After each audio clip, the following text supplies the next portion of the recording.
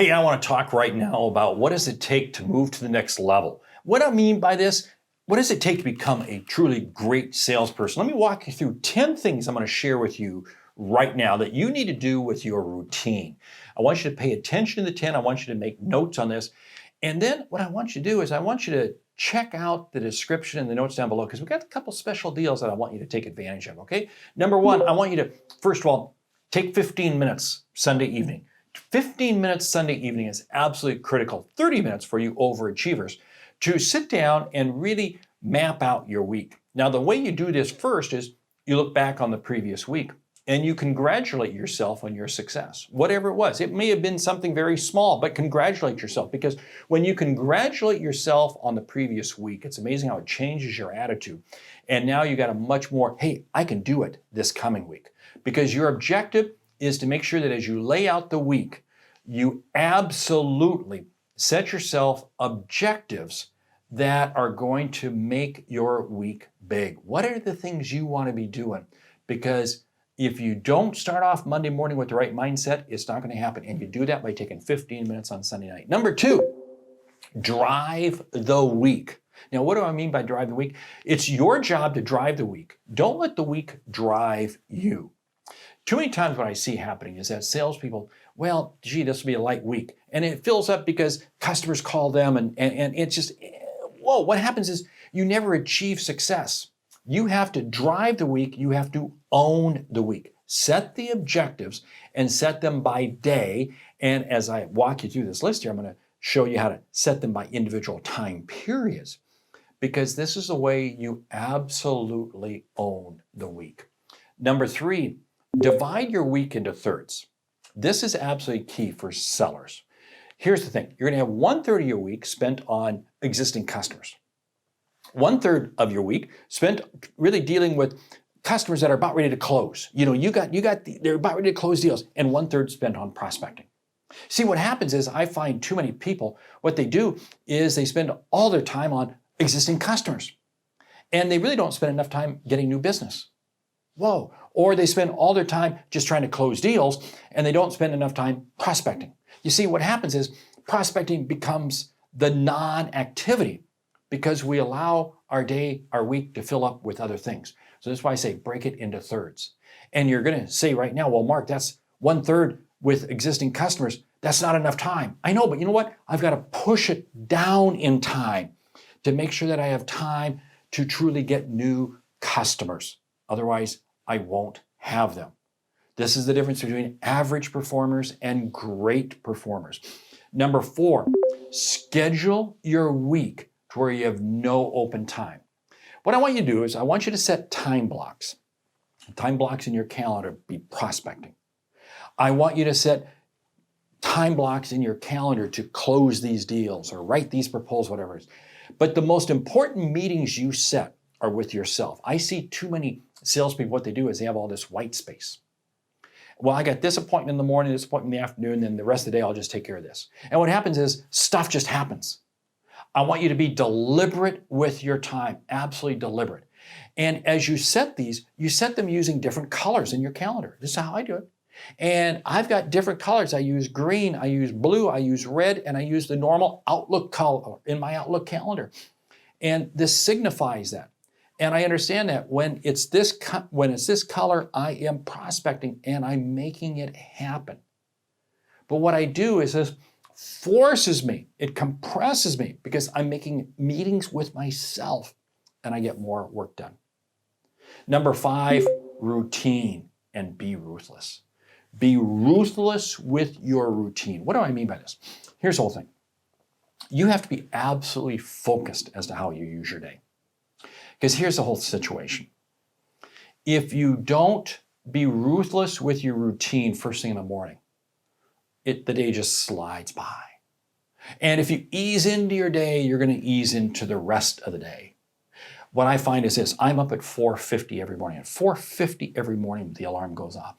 And I'll tell you what, by about 4:59, let me tell you something, I know I'm pushing the button on the coffee maker. And I have a very set routine that takes me through in terms of my exercise, my quiet time, all the things that I do that first hour of the day. And then I'm very deliberate with the activities I schedule. Because again, I've scheduled it that tomorrow morning when I get done at 5:55, I'm going to be into this activity. And I'm going to be doing this. And I set myself something significant I want to accomplish, I want to work on. It's not, well, let me spend time just checking email or doing this. No, I didn't get up at 4:50 in the morning just to waltz around the internet. No, I get up at 4:50 in the morning because I want to get things done. But this is the difference between average and great people. They're absolutely ruthless with how they do things. Now, here's something I want you to think about. The 10 a.m. rule, number 6, the 10 a.m. rule. What is the 10 a.m. rule? 10 a.m. rule is very simply this. You want to have accomplished something significant by 10 a.m. I want you to take your phone. I've talked about this before. You want you to take your phone, and I want you to set an alarm to go off every morning at 10 a.m. And at 10 a.m., then you ask yourself, have I accomplished something significant?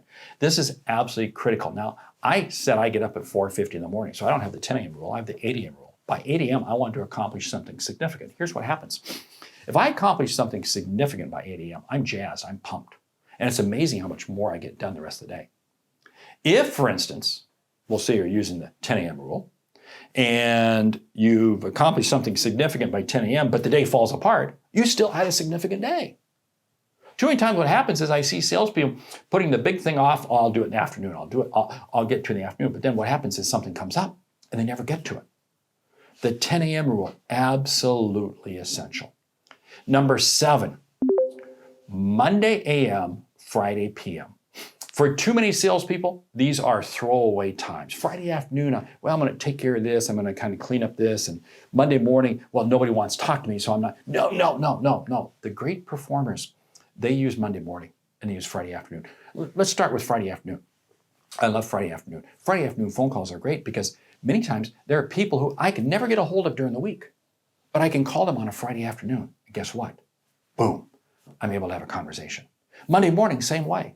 Monday morning also, not only is it conversations, but I can send out an email. And it's amazing because, think about this. People who don't check email over the weekend will say, which emails do they look at first? The last ones that came in. Last one. So guess what? My email is the one they read. Or same thing with voicemail.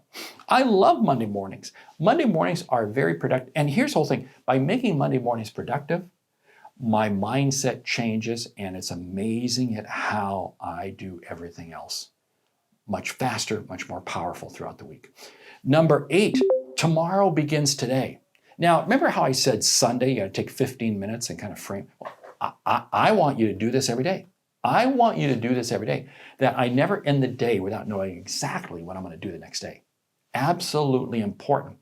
And one of the things that I like to do is as I lay out my day, I kind of break it into 2-hour blocks. Now, you may use 1-hour blocks or 3-hour blocks, whatever it is, but I like 2-hour blocks. And at the end of every 2-hour block, I kind of evaluate myself.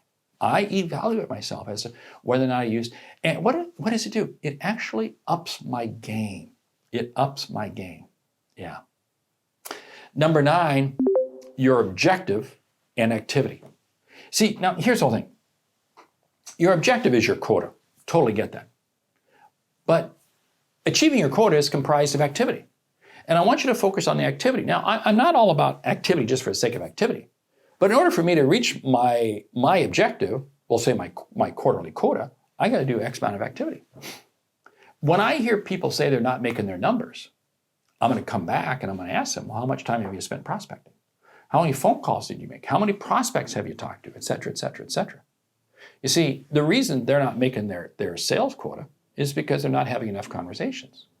The challenge is not the number. The challenge is the number of conversations. So then maybe the number of conversations because I didn't set aside enough time. Then I got to look at my calendar. What am I doing to change my time, to reallocate time? If I do the right activities right, I'll make my sales quota. Number 10, 1% CIM. 1% CIM. CIM stands for Continuous Improvement Model. What does this mean? This means every week my goal is to improve myself by 1%. If I improve myself by 1% each week, it's amazing how much better I become. Yeah, because here's the whole thing. If every week I improve myself, what does that look like? Well, I come up with one way to write a different email, a little better email, a little better voicemail or something. It's just something so significant, or I'm going to stop doing this activity, or I'm going to start doing this, whatever it might be, but just 1%. If you improve yourself by 1% each week, now there's 52 weeks in a year. We'll go ahead and take time out for vacations and holidays, et cetera, et cetera. But if you throw in just a little bit of compounding of that 1%, you're going to increase your performance by 50%. Now, is your sales going to go up by 50%? No. But I bet it goes up 15 or 20%. I bet it goes up at least 10%. And who wouldn't take that? Because then you do that year in, year out. That's how you achieve success. What have I walked you through? I've walked you through 10 things that I want you to zero in on. I want you to focus in on as to how you can really improve yourself as a salesperson. Check out my book, A Mind for Sales. Check out the Sales Hunter University. I can't stress enough the Sales Hunter University because it's where I share a tremendous amount of insights and ideas. It's all right there for you. Go to the website, thesaleshunter.com. You'll see it there. Hey, I'm Mark Hunter, the Sales Hunter. Great selling.